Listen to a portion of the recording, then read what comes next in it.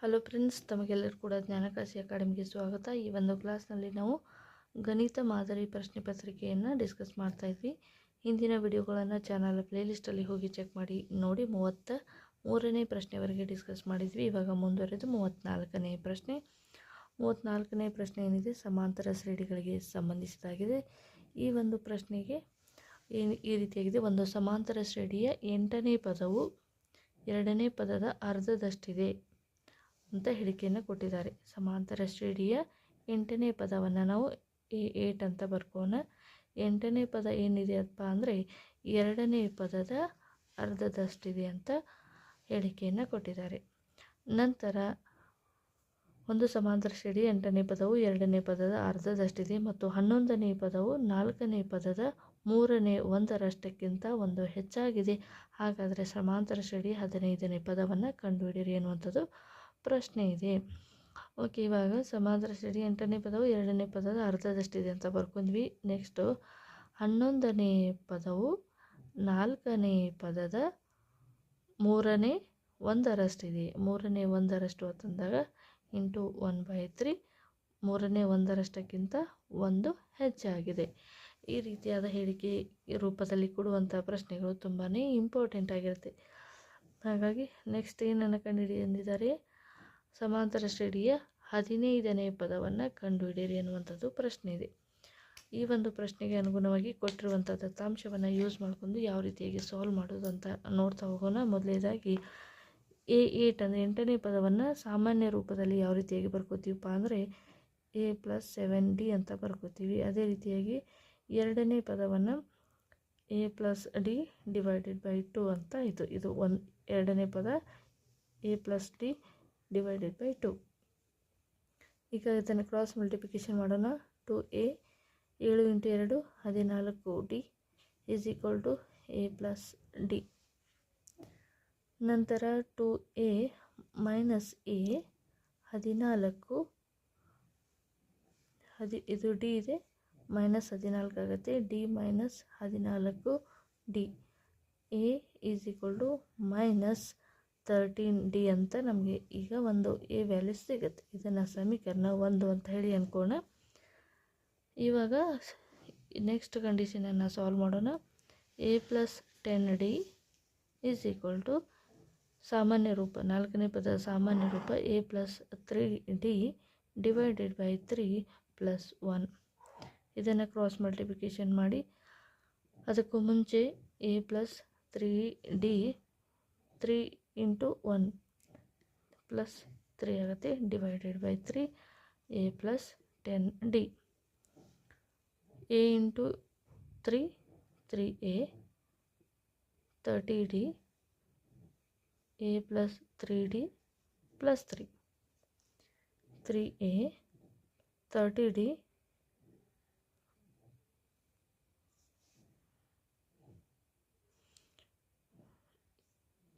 3A ಇದು -A ಈ ಕಡೆ ಬಂದಾಗ ಏನಾಗುತ್ತೆ, 3A - A 2A 30D -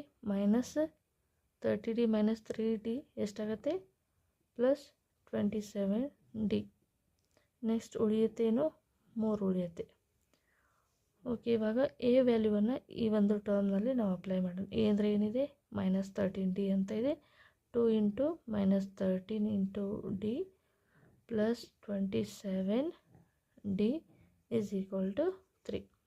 13 × 2 26D minus ಇದೆ 27D 3. ಇವಾಗ 27ರಲ್ಲಿ 26ಅನ್ನು ಮೈನಸ್ ಮಾಡಿ, ಇವಾಗ D ಮಾತ್ರ ಬರುತ್ತೆ. 27ರಲ್ಲಿ 26ಅನ್ನು ಮೈನಸ್ ಮಾಡಿ D ಮಾತ್ರ ಬರುತ್ತೆ. D = 3. ಸಾಮಾನ್ಯ ವ್ಯತ್ಯಾಸ 3 ಸಿಕ್ತು. ಹಾಗಾದರೆ ಈ ಒಂದು D ವ್ಯಾಲ್ಯೂವನ್ನು ಸಮೀಕರಣ 1ರಲ್ಲಿ ಅಪ್ಲೈ ಮಾಡಿ.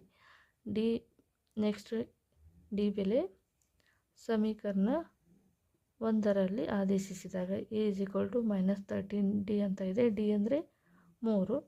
A = ಎಷ್ಟಾಗುತ್ತೆ, -39. 3 1 3 3 3 9. ಇವಾಗ ನಮಗೆ A ವ್ಯಾಲ್ಯೂ ಸಿಕ್ಕಿದೆ, ಸಾಮಾನ್ಯ ವ್ಯತ್ಯಾಸ ಸಿಕ್ಕಿದೆ. ಈಗ ಏನನ್ನು ಕಂಡುಹಿಡಬೇಕು? ಸಮಾಂತರ ಶ್ರೇಣಿಯ 15ನೇ ಪದವನ್ನು ಕಂಡುಹಿಡಬೇಕು. nth ಟರ್ಮನ್ನು ಕಂಡುಹಿಡಿಯಲು ನಾವು ಬಳಸುವಂಥ ಸೂತ್ರ an = a + n - 1 × d. ಒಂದು a ಎಷ್ಟಿದೆ? -39 ಪ್ಲಸ್ n ಅಂದರೆ 15 ಇದೆ, -1 ಸಾಮಾನ್ಯ ವ್ಯತ್ಯಾಸ 3 -39 ಪ್ಲಸ್ 15 - 1 14 ಇಂಟು 3. ನಂತರ 14 ಇಂಟು 3 ಅಂದಾಗ -39 -42 ಎರಡನ್ನೂ ಕೂಡಿದಾಗ ಇದು ದೊಡ್ಡ ಸಂಖ್ಯೆ ಚಿಹ್ನೆ ಏನಿದೆ? ಮೈನಸ್ ಇದೆ. ದೊಡ್ಡ ಸಂಖ್ಯೆ ಚಿಹ್ನೆ ಪ್ಲಸ್ ಇದೆ 47 ಪ್ಲಸ್ಸು 42ರಲ್ಲಿ 39 ಮೈನಸ್ ಮಾಡಿ, ಅವಾಗ ಎಷ್ಟು ಬರುತ್ತೆ? 3. ಸಮಾಂತರ ಶ್ರೇಣಿಯ 15ನೇ ಪದ 3 ಆಗಿರುತ್ತದೆ. 34ನೇ ಕ್ವೆಶ್ಚನ್ ಇದೆ. ಇದು ಕೂಡ ಸಮಾಂತರ ಶ್ರೇಣಿಗೆ ಸಂಬಂಧಪಟ್ಟಿದ್ದು. 37 ಪದಗಳಿರುವ ಒಂದು ಸಮಾಂತರ ಶ್ರೇಣಿಯ ಮಧ್ಯದ 3 ಪದಗಳ ಮೊತ್ತ 225 ಹಾಗೂ ಕೊನೆಯ 3 ಪದಗಳ ಮೊತ್ತ 429 ಆಗಿದೆ. ಹಾಗಾದರೆ ಸಮಾಂತರ ಶ್ರೇಣಿಯನ್ನು ಕಂಡುಹಿಡಿಯಿರಿ ಎನ್ನುವಂಥದ್ದು ಪ್ರಶ್ನೆ ಇದೆ. 37 ಪದಗಳಲ್ಲಿ ಇದ್ದಾವೆ. ಟೋಟಲಾಗಿ 37 ಪದಗಳಿದ್ದಾವೆ. ಒಂದು ಸಮಾಂತರ ಶ್ರೇಣಿಯ ಮಧ್ಯದ 3 ಪದಗಳು. ಮಧ್ಯದ ಪದವನ್ನು ಯಾವ ರೀತಿಯಾಗಿ ನಾವು ಕಂಡುಹಿಡಿತೀವಿ? ಮಧ್ಯದ ಪದವನ್ನು ನಾವು ಯಾವ ರೀತಿಯಾಗಿ ಕಂಡುಹಿಡಿತೀವಿ? n + 1 / 2 ಅಂತ ಕಂಡುಹಿಡಿತೀವಿ. n ಅಂದರೆ ಎಷ್ಟಿದೆ? ನಮಗೆ ಕೊಟ್ಟಿದ್ದಾರೆ ಈ ಒಂದು ಪ್ರಶ್ನೆಯಲ್ಲಿ. ಎಷ್ಟು ಪದಗಳಿದ್ದಾವೆ? n = 37 ಅಂತ. 37 + 1 / 2 38 / 2 ಆಗುತ್ತೆ. ಅಂದರೆ 19ನೇ ಪದ. 19ನೇ ಪದ. 37 ಪದಗಳಿದ್ದಾವೆ. ಅದರಲ್ಲಿ ಮಧ್ಯದ ಪದ ಎಷ್ಟಪ್ಪ ಅಂದರೆ 19ನೇದು ಮಧ್ಯದ ಪದ ಆಗಿರುತ್ತೆ. ಹಾಗಾದರೆ ಮಧ್ಯದ 3 ಪದಗಳು ಅಂದರೆ ಎಕ್ಸಾಕ್ಟ್ ಮಿಡಲಾಗಿ 19ನೇ ಪದ ಇದೆ.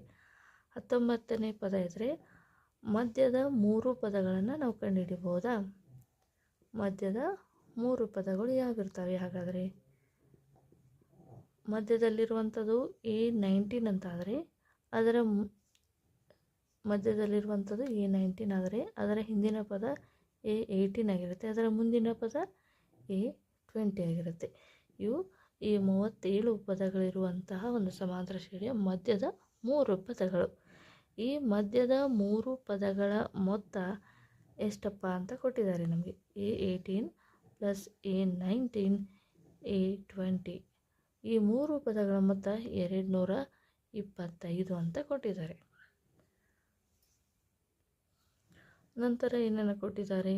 ಈ ಒಂದು ಸಮಾಂತರ ಶ್ರೇಣಿ ಇದನ್ನು ನಾವು ಈ ಒಂದು ಕಂಡೀಷನನ್ನು ಕಂಪ್ಲೀಟಾಗಿ ಸಾಲ್ವ್ ಮಾಡೋಣ. 18ನೇ ಪದದ ಸಾಮಾನ್ಯ ರೂಪ A + 17D. 19ನೇ ಪದದ ಸಾಮಾನ್ಯ ರೂಪ A + 18 × D. 20ನೇ ಪದದ ಸಾಮಾನ್ಯ ರೂಪ A + 19 × D 225. ಇವಾಗ A + A + A 3A. 17 + 18 + 19 ಅಂದಾಗ 54 D ಆಗುತ್ತೆ. = 225. ಈ ಒಂದು ಸಮೀಕರಣವನ್ನು 3ರಿಂದ ನೇರವಾಗಿ ಭಾಗಿಸಿದಾಗ A + 8D = 75. 3ರಿಂದ ಭಾಗಿಸಿದಾಗ A + 18 × D = 75 ಆಗುತ್ತೆ. ಇದು ಸಮೀಕರಣ 1 ಆಗಿರಲಿ. ಈಗ ಮಧ್ಯದ ಪದಗಳ ಮೊತ್ತವನ್ನು ಮಾಡಿದಾಗ ನಮಗೆ ಒಂದು ಸಮೀಕರಣ ಸಿಗ್ತಾಯಿದೆ. ನಂತರ ಏನು ಮಾಡಬೇಕಪ್ಪ ಅಂದರೆ ಸಮೀಕರಣ ಅಂತಿಮ ಪದಗಳ ಮೊತ್ತ, ಕೊನೆಯ 3 ಪದಗಳ ಮೊತ್ತವನ್ನು ಕೂಡ ಕೊಟ್ಟಿದ್ದಾರೆ. ಅದರಲ್ಲಿ ಕೂಡ ಒಂದು ಸಮೀಕರಣವನ್ನು ನಾವು ತೆಗೆದುಕೊಳ್ಳೋಣ. ಅಂತಿಮ ಪದಗಳ 3 ಪದಗಳು, ಇದರ ಒಂದು ಕಂಟಿನ್ಯೂ ಪಾರ್ಟ್ ಇದು. ಸೊ ಕೊನೆಯ ಪದಗಳು ಅಂದಾಗ ಕೊನೆಯ ಪದ ಎಷ್ಟಪ್ಪ ಅಂದರೆ A37 ಇದೆ. ಅದರ ಹಿಂದಿನ ಪದ A36 ಆಗಿರುತ್ತೆ. ಅದರ ಹಿಂದಿನ ಪದ A35 ಆಗಿರುತ್ತೆ. ಈ 3 ಪದಗಳ ಮೊತ್ತ ಎಷ್ಟಪ್ಪ ಅಂದರೆ 429. 429 ಇದೆ. ಇದರ ಸಾಮಾನ್ಯ ರೂಪ a plus 34d plus a plus 35d plus a plus 36d is equal to 429. So 3a 34 plus 35 plus 36 ಎಲ್ಲವನ್ನು ಕೂಡಿದಾಗ ಎಷ್ಟು ಬರುತ್ತೆ? 105d is equal to 429. Again 3ರಿಂದ ಈ ಒಂದು ಇಕ್ವೇಷನನ್ನು ನಾವು ಡಿವೈಡ್ ಮಾಡಿದಾಗ a plus 35d is equal to 143. ಇವಾಗ ಸಮೀಕರಣ 2 ಸಿಕ್ತು. ಇವಾಗ ಏನು ಮಾಡಬೇಕಪ್ಪ ಅಂದರೆ ಸಮೀಕರಣ 1 ಮತ್ತು 2 ನಾವು ಸಾಲ್ವ್ ಮಾಡಬೇಕು. d is equal to 75. ಸಮೀಕರಣ 2 ಮತ್ತು 1 a plus 35d is equal to 143. a plus 18d is equal to 75. ಈ ಎರಡು ಸಮೀಕರಣವನ್ನು ನಾವು ಸಾಲ್ವ್ ಮಾಡೋಣ. a ಕ್ಯಾನ್ಸಲ್ ಆಗುತ್ತೆ. 35ರಲ್ಲಿ 18 ಮೈನಸ್ ಮಾಡಿ 17d. 143ರಲ್ಲಿ 75 ಮೈನಸ್ ಮಾಡಿ 68. d is equal to ಎಷ್ಟು ಸಿಗುತ್ತೆ ಅಂದರೆ 17 4 68. d is equal to 4 ಸಿಗುತ್ತೆ. ಈಗವ ಏನು ಸಿಕ್ತು? ನಮಗೆ ಸಾಮಾನ್ಯ ವ್ಯತ್ಯಾಸ ಸಿಕ್ಕಿದೆ. ಈ ಡಿ ವ್ಯಾಲ್ಯೂವನ್ನು ಯಾವುದಾದ್ರೂ ಒಂದು ಡಿ ಬೆಲೆಯನ್ನು ಸಮೀಕರಣ 1ರಲ್ಲಿ ಆದೇಶಿಸೋಣ. ಸಮೀಕರಣ 1ರಲ್ಲಿ ಆದೇಶಿಸಿದಾಗ a plus 18 into d4 is equal to 75. 18 4 72 is equal to 75. a is equal to 75 minus 72. ಸಾಮಾನ್ಯ ಮೊದಲನೇ ಪದ ಸಿಗ್ತಾ ಇದೆ ನಮಗಿಲ್ಲಿ 3 ಅಂತ. ಮೊದಲನೇ ಪದ 3, ಸಾಮಾನ್ಯ ವ್ಯತ್ಯಾಸ 4. ಈಗ ಸಮಾಂತರ ಶ್ರೇಣಿಯ ಸಾಮಾನ್ಯ ರೂಪದಲ್ಲಿ ಈ ಒಂದು a ಮತ್ತು d ವ್ಯಾಲ್ಯೂಗಳನ್ನು ಅಪ್ಲೈ ಮಾಡಿದಾಗ ನಮಗೆ ಸಮಾಂತರ ಶ್ರೇಣಿ ಸಿಗತ್ತೆ. a plus d a plus 2d ಇದು ಸಮಾಂತರ ಶ್ರೇಣಿಯ ಸಾಮಾನ್ಯ ರೂಪ. a ಅಂದರೆ 3 ಇದೆ. a ಪ್ಲಸ್ d ಎಷ್ಟು ಬರುತ್ತೆ? 7. a plus 3 plus 2 into 4 2 4 8 plus 3 11. ಈಗ ಈ ರೀತಿಯಾಗಿ 3 7 11 ಇದು ಸಮಾಂತರ ಶ್ರೇಣಿಯ ಇದು ಒಂದು ಸಮಾಂತರ ಶ್ರೇಣಿಯಾಗಿದೆ. ನೋಡಿ, ಮೊದಲನೇದಾಗಿ ಮಧ್ಯಮ ಪದವನ್ನು ಕಂಡುಹಿಡ್ಕೋಬೇಕು. ಮಧ್ಯಮ ಪದವನ್ನು ಕಂಡುಹಿಡಿದು ಮಧ್ಯದ 3 ಪದಗಳ ಮೊತ್ತವನ್ನು ನಾವು ಮಾಡಬೇಕು. ನಂತರ ಆ 3 ಮೊತ್ತಗಳನ್ನು ಕೂಡಿ ಒಂದು ಸಮೀಕರಣ ಮತ್ತು ಅಂತಿಮ ಪದಗಳ 3 ಮೊತ್ತಗಳ ಮೊತ್ತವನ್ನು ಮಾಡಿ ಅಲ್ಲಿ ಒಂದು ಸಮೀಕರಣ 2 ಸಮೀಕರಣವನ್ನು ಸಾಲ್ವ್ ಮಾಡಿ ಮೊದಲನೇ ಪದ ಮತ್ತು ಸಾಮಾನ್ಯ ವ್ಯತ್ಯಾಸವನ್ನು ಕಂಡುಹಿಡಿದು ಸಾಮಾನ್ಯ ರೂಪದಲ್ಲಿ ಅಪ್ಲೈ ಮಾಡಿದಾಗ ಸಮಾಂತರ ಶ್ರೇಣಿ ನಮಗೆ ಇಲ್ಲಿ ದೊರೆಯುವಂಥದ್ದು. ನೆಕ್ಸ್ಟ್ 35ನೇ ಪ್ರಶ್ನೆ.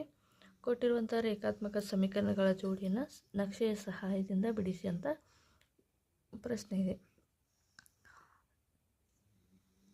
2x plus y equals to 6 x plus y equals to 4 ಅಂತ ಸಮೀಕರಣಗಳಿದ್ದಾವೆ. ಮೊದಲನೇದಾಗಿ 2x plus y is equal to 6 ಈ ಒಂದು ಸಮೀಕರಣಕ್ಕೆ ಟೇಬಲನ್ನು ತೆಗೆದುಕೊಳ್ಳೋಣ.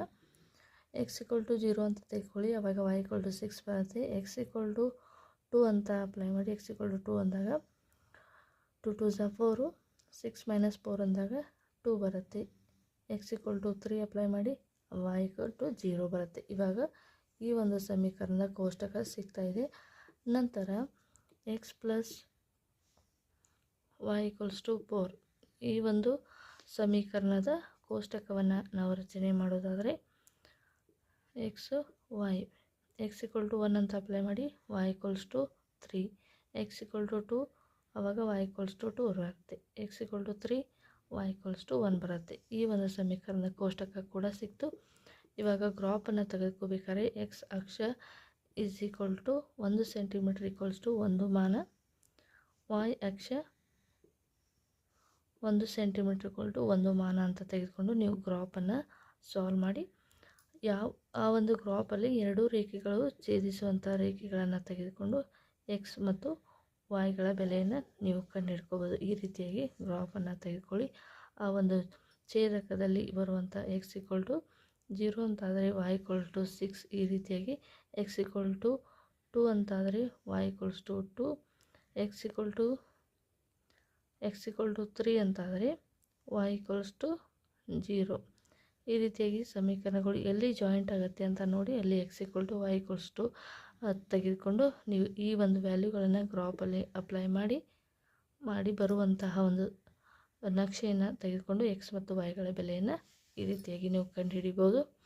ನೆಕ್ಸ್ಟ್ ಪ್ರಶ್ನೆಗೆ ಹೋಗೋಣ. 36ನೇ ಪ್ರಶ್ನೆ. ತ್ರಿಭುಜದ ಒಂದು ಕೋನವು ಮತ್ತೊಂದು ತ್ರಿಭುಜದ ಒಂದು ಕೋನ ಸಮವಾಗಿದ್ದು ಆ ಕೋನಗಳು ಉಂಟು ಮಾಡಿರುವ ಬಾಹುಗಳು ಸಮಾನುಪಾತದಲ್ಲಿ ಇದ್ದರೆ ಆ ಎರಡು ತ್ರಿಭುಜಗಳು ಸಮರೂಪಿಗಳಾಗಿರುತ್ತವೆ ಎಂದು ಸಾಧಿಸಿ ಎನ್ನುವಂಥದ್ದು ಪ್ರಶ್ನೆ ಇದೆ. ಈ ಒಂದು ಪ್ರಮೇಯ ಏನಪ್ಪ ಅಂದರೆ ಕೋನ ನಿರ್ಧಾರಕ ಗುಣ ಪ್ರಮೇಯವನ್ನು ನಾವು ಇದನ್ನು ಸಾಲ್ವ್ ಮಾಡುವಂಥದ್ದು. ಓಕೆ, ತ್ರಿಭುಜದಲ್ಲಿ ಎಲ್ಲ ಪ್ರಮೇಯಗಳು ಕೂಡ ತುಂಬಾ ಇಂಪಾರ್ಟೆಂಟು. ಪ್ರತಿಯೊಂದು ಥಿಯರಮನ್ನು ಕೂಡ ನೀವು ಮಿಸ್ ಮಾಡದೆ ಪ್ರಾಕ್ಟೀಸ್ ಮಾಡಬೇಕು.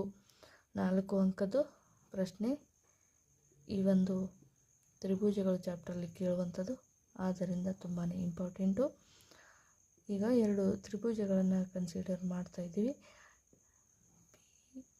PQEF. ಈ ಒಂದು ತ್ರಿಭುಜವನ್ನು ತೆಗೆದುಕೊಂಡು ನಾವು ಸಾಲ್ವ್ ಮಾಡ್ತಾ ಹೋಗೋಣ.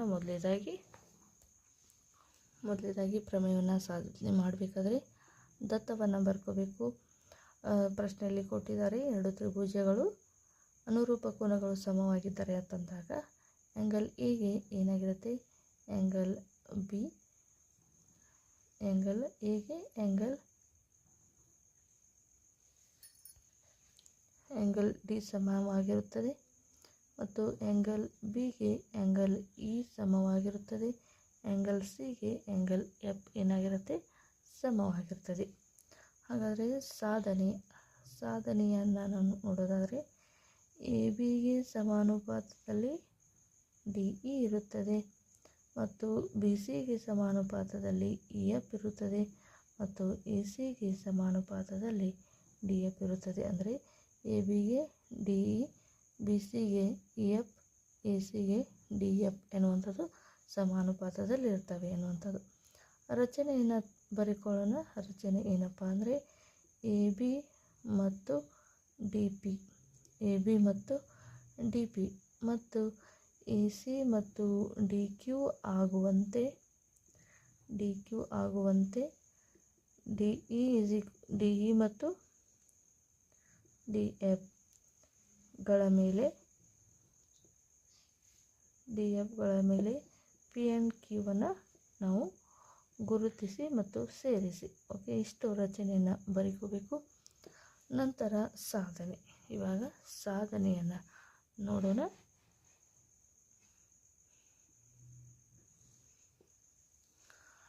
ಸಾಧನೆ ಏನು? ಮೊದಲನೇದಾಗಿ ತ್ರಿಭುಜ ಎ ಬಿ ಸಿ ಮತ್ತು ತ್ರಿಭುಜ ಡಿ ಪಿ ಕ್ಯೂ, ತ್ರಿಭುಜ ಎ ಬಿ ಸಿ, ತ್ರಿಭುಜ ಡಿ ಪಿ ಕ್ಯೂ 2 ತ್ರಿಭುಜವನ್ನು ಕನ್ಸಿಡರ್ ಮಾಡೋಣ. ಇದರಲ್ಲಿ ಎ ಬಿ = ಡಿ ಪಿ ಯಾವುದರಿಂದ? ರಚನೆಯಿಂದ. ಮತ್ತು A C = D Q, A C = D Q ಇದು ಕೂಡ ಯಾವುದರಿಂದ? ರಚನೆಯಿಂದ. ಅದೇ ರೀತಿಯಾಗಿ ಆ್ಯಂಗಲ್ ಎ ಆ್ಯಂಗಲ್ ಡಿ ಯಾವುದರಿಂದ? ದತ್ತದಲ್ಲಿದೆ. ಈಗ ನಾವು ಏನನ್ನು ಮಾಡೋಣ? ತ್ರಿಭುಜ ಎ ಬಿ ಸಿ ಸರ್ವಸಮ ತ್ರಿಭುಜ ಡಿ ಪಿ ಕ್ಯೂ. ಯಾಕಪ್ಪ ಅಂದರೆ ಬಾಹು ಸಿದ್ಧಾಂತವನ್ನು ಇದು ಹೊಂದಿದೆ. ಈ ತ್ರಿಭುಜಗಳೇನಪ್ಪ ಅಂದರೆ ಬಾಹು ನಿರ್ಧಾರಕ ಗುಣವನ್ನು ಹೊಂದಿದ್ದಾವೆ. ಆದ್ದರಿಂದ 2 ತ್ರಿಭುಜಗಳೇನಪ್ಪ? ಸರ್ವಸಮ. ಆದ್ದರಿಂದ ತ್ರಿಭುಜ A B C, angle A B ಸಿಗೆ ಆ್ಯಂಗಲ್ ಡಿ ಪಿ ಕ್ಯೂ ಸಮವಾಗಿರುತ್ತದೆ. ಯಾಕಂದರೆ ಸಮರೂಪ ತ್ರಿಭುಜದ ಅನುರೂಪ ಅನುರೂಪ ಕೋನಗಳು ಸಮರೂಪ ತ್ರಿಭುಜದ ಅನುರೂಪ ಕೋನಗಳು ಏನಾಗಿರ್ತಪ್ಪ ಅಂದರೆ ಸಮವಾಗಿರ್ತವೆ. ಆದ್ದರಿಂದ angle A B C is equal to angle D E F ಕೂಡ ಸಮವಾಗಿರುತ್ತದೆ.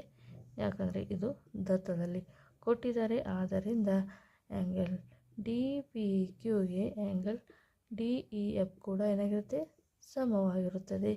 ಆದ್ದರಿಂದ ಪಿ ಕ್ಯೂಗೆ ಸಮಾನಾಂತರವಾಗಿ ಇ ಎಫ್ ಇರುತ್ತದೆ. ಯಾಕಂದರೆ ಅನುರೂಪ ಕೋನಗಳು ಸಮವಾಗಿದ್ದರೆ ಆ ಒಂದು ಸಮಾಂತರ ರೇಖೆಗಳು ಕೂಡ ಏನಾಗಿರ್ತವೆ ಸಮಾನಾಂತರವಾಗಿರ್ತವೆ.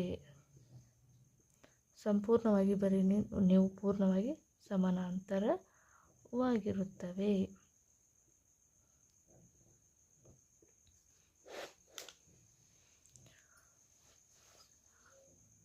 ಅನುರೂಪ ಕೋನಗಳು ಸಮವಾಗಿದ್ದರೆ ಆ ರೇಖೆಗಳು ಏನಾಗಿರ್ತವೆ ಸಮಾನಾಂತರವಾಗಿರ್ತವೆ. ಆದ್ದರಿಂದ ಡಿ ಪಿಗೆ ಸಮಾನಾಂತರವಾಗಿ ಡಿ ಇ ಇರುತ್ತದೆ. ಸಮಾನುಪಾತದಲ್ಲಿ ಪಿ ಕ್ಯೂಗೆ ಸಮಾನುಪಾತದಲ್ಲಿ ಇ ಎಫ್ ಇರುತ್ತದೆ. ಅದೇ ರೀತಿಯಾಗಿ ಡಿ ಕ್ಯೂಗೆ ಸಮಾನುಪಾತದಲ್ಲಿ ಡಿ ಎಫ್ ಇರುತ್ತದೆ. ಆದ್ದರಿಂದ ಏನು ಎ ಬಿಗೆ ಡಿ ಇ ಸಮಾನುಪಾತದಲ್ಲಿ, ಬಿ ಸಿಗೆ ಇ ಎಫ್ ಸಮಾನುಪಾತದಲ್ಲಿ ಮತ್ತು ಎ ಸಿಗೆ ಯಾವುದು ಸಮಾನುಪಾತದಲ್ಲಿರುತ್ತೆ ಡಿ ಎಫ್ ಸಮಾನುಪಾತದಲ್ಲಿರುತ್ತದೆ. ಕೊನೆಯದಾಗಿ ಪ್ರಮೇಯ ಸಾಧಿಸಿದೆ ಅಂತ ಬರೀರಿ. ಓಕೆ ಫ್ರೆಂಡ್ಸ್, 36ನೇ ಪ್ರಶ್ನೆವರೆಗೆ ನೀವು ಸೊಲ್ಯೂಷನನ್ನು ನೋಡಿದ್ರಿ. ಇನ್ನು ಮೇಯ್ನಾಗಿ 2 ಪ್ರಶ್ನೆಗಳು ಉಳಿದಿದ್ದಾವೆ. ಒಂದು 4 ಅಂಕದ, ಇನ್ನೊಂದು 5 ಅಂಕದ ಪ್ರಶ್ನೆಗಳು. ಅವುಗಳನ್ನು ಮುಂದಿನ ಒಂದು ಕ್ಲಾಸ್ನಲ್ಲಿ ಡಿಸ್ಕಸ್ ಮಾಡೋಣ. ಅಲ್ಲಿವರೆಗೂ ನಮ್ಮ ಚಾನಲನ್ನು ವೀಕ್ಷಣೆ ಮಾಡ್ತಾಯಿರಿ. ಈ ಚಾನಲ್ಗೆ ನೀವು ಇನ್ನೂ ಸಬ್ಸ್ಕ್ರೈಬ್ ಆಗದೆ ಹೋದರೆ ದಯವಿಟ್ಟು ಸಬ್ಸ್ಕ್ರೈಬ್ ಮಾಡಿಕೊಳ್ಳಿ. Thank you so much.